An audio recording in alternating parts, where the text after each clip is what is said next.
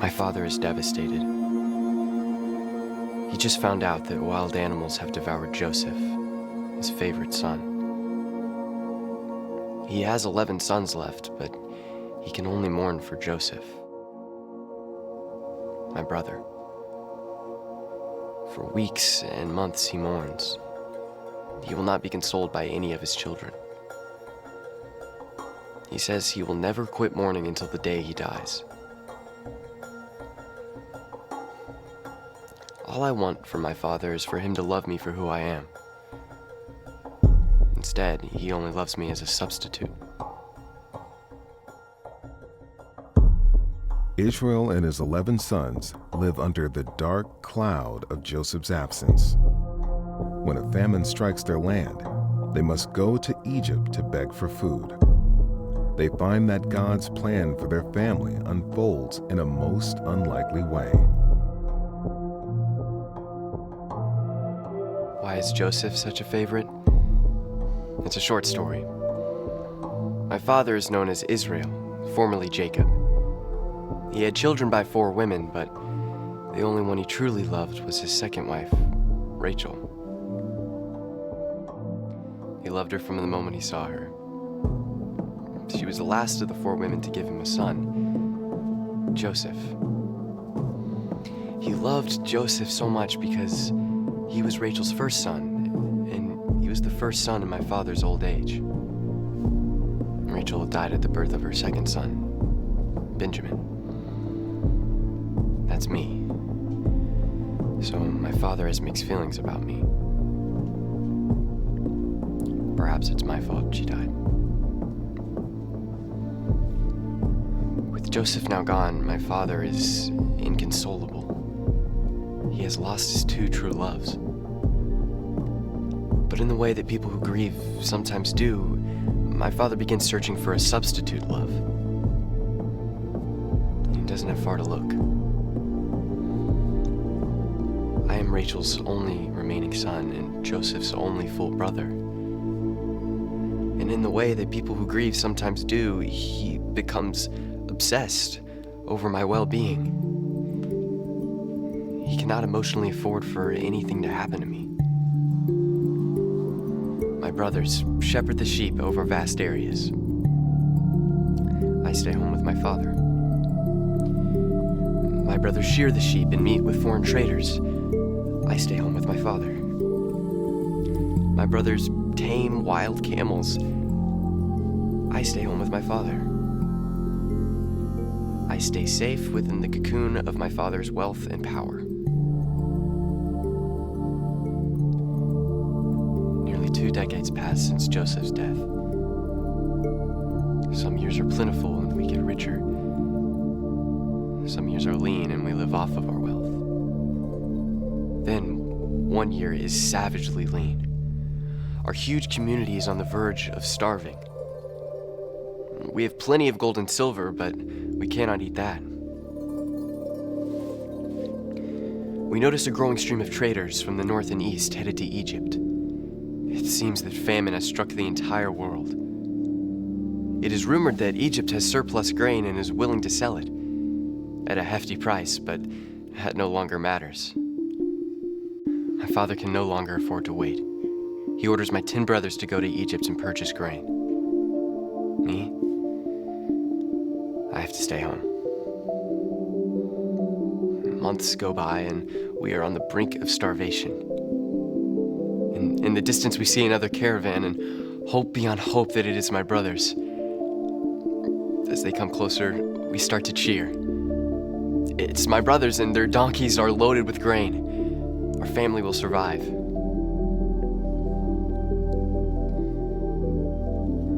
Why aren't my 10 brothers smiling? Wait, there are only 9. That night at dinner, we find out why my 9 brothers are so sober. Reuben talks. The other 8 are deathly quiet. It's a story that places my father in a terrible predicament. They arrive in Egypt and are escorted to the all-powerful man in charge of selling grain to the Egyptians and to foreigners. his headdress and makeup, he was hardly recognizable as a human being. It was more like a god they worship. He treated us harshly. "Where are you from and why are you here?" "We are from Canaan to buy food," they answer. "Are you not spies, come to see where we are weak?" "No, we are honest men of one man, come only to buy food." "No, you are spies." "We are your servants, come only to buy food. We 10 are of 12 brothers of one father. One is at home with him, and one is no more." "You are spies. But this is how I will test you. One will go back and bring your other brother, while the rest stay in prison. If he does not return with the other brother, you are surely spies." And he put them in prison for 3 days. Reuben continues his story. On the 3rd day, we are brought before him again. He tells us that the test has changed. We are to leave one brother behind, while the other 9 return with grain for our family. We must bring back the younger brother to prove we are honest.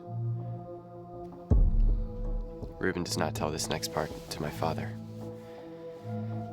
In front of the powerful Egyptian, my brothers lament that this awful thing has happened to them because of what they did to their brother, Joseph. Reuben reminded them how he had tried to keep them from sinning against Joseph. Reuben resumes his story for my father. The powerful man leaves the room with an angry, angry look.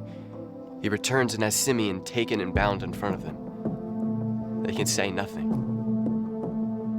The next morning we awake to find our donkeys fully loaded with grain that we have paid for with all of our silver. We have no silver left. We leave the city without Simeon. That night, Ephraim opens his sack to get feed for his donkey and sees his silver laying on top. We all check our sacks and find the same thing. Our hearts sink. The Egyptian will know we stole the silver and are not honest men. What has God done to us? My father breaks down. He laments the loss of Joseph and Simeon.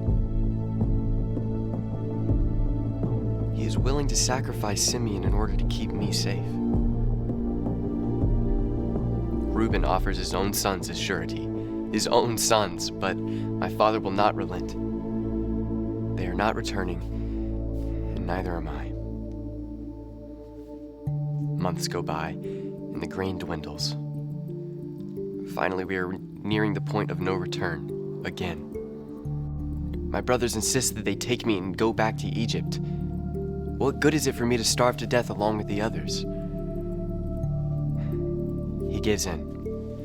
My father, finally. He sends me double the silver and many precious gifts. We arrive in Egypt and go straight to the man in charge. He doesn't come to see us, but sends his servant to us. The servant takes us to a home. We're shocked. We believe he's going to take our things and place us into slavery. As we approach the entrance to the house, we tell the servant our side of the story. How we paid with our silver, but it was in our sacks when we returned. He shrugs and says he received our silver, so our God must have put it in our bags. From out of nowhere, Simeon appears. We prepare ourselves and our gifts. At lunch, the all-powerful man appears and asks about our father.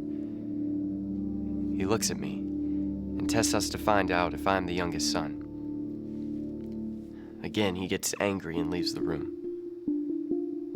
We're shocked. No, horrified, but the surprises continue. The man eats by himself. The Egyptians eat by themselves.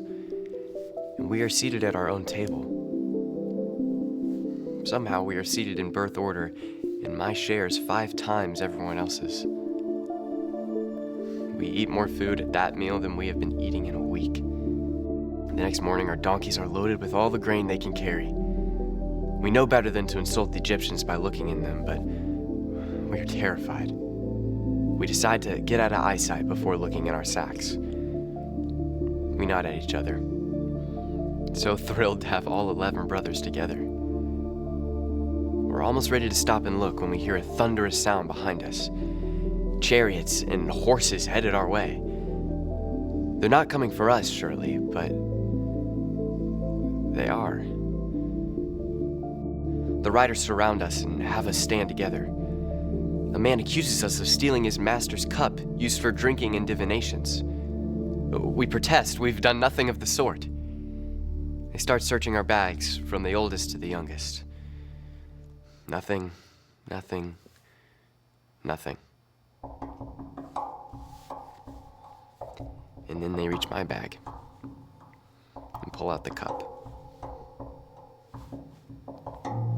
They haul us back to the city. My brothers all offer to be slaves, but we are told that only Benjamin will be kept because he is the guilty one.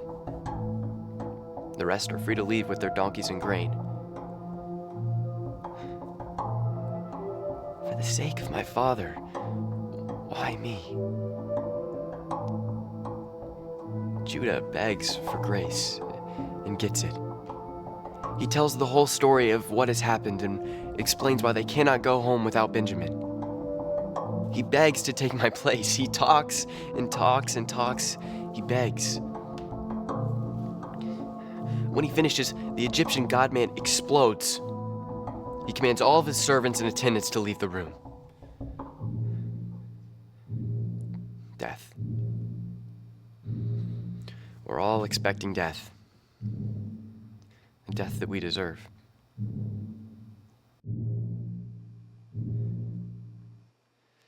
The man-god starts crying. Crying so loud that everyone in the building can hear him. He takes off his headdress and starts wiping off his makeup. He transforms himself into someone who looks like us. Using our own language and dialect. I am Joseph. We are beyond terrified. We cannot answer any of his questions. Now we know we deserve death at the hands of the man in front of us. Instead, we get unfathomable grace.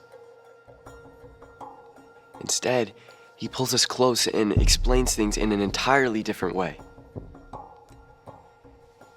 He says that God allowed him to be sold into Egypt so he could save lives. He tells us there would be 5 more years of famine, and he was put in this place to save our lives by a great deliverance.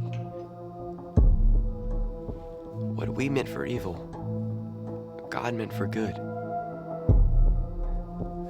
He tells us to hurry back to our father and explain everything to him.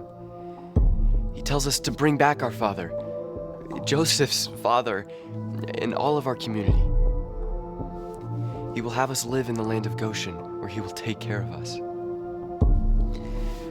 There's a rush of emotion. He hugs me and we both weep. All of us hug and kiss and weep. And he can't wait to see our father. The Pharaoh hears the story and loads us down with gifts and carts for our return. We don't bother to bring all of our possessions because Joseph will fill our every need. On the way out of the city, Joseph gives us a look. A serious look, and says with a wink, "No fighting on the way home."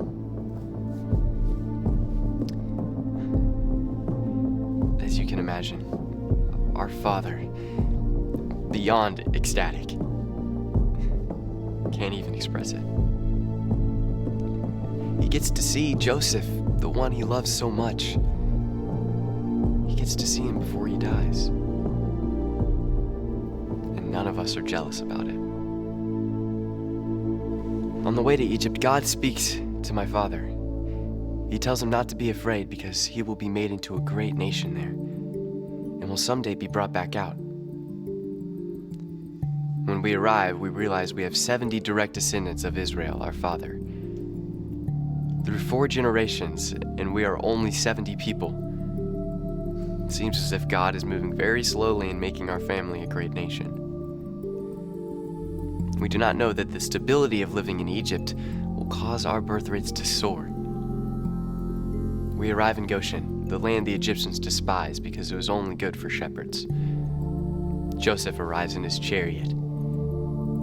He and his father have an indescribable reunion. Later, Joseph presents our father to Pharaoh, and he blesses Pharaoh. We are granted the land of Goshen to live in. Over the next 5 years, Joseph purchases almost the entirety of the land of Egypt with the grain he had stored. He does not buy the land of the priests. He rents the land back to the people in return for 20% of the harvest. Before our father dies, he blesses Joseph's sons and takes them as his own. That is why the tribe of Joseph is known as the two half-tribes of Ephraim and Manasseh. He blesses all of his other sons, too. With those blessings, we begin to have an inkling that our family's future lays in the family of Judah. Our father lives 17 more years.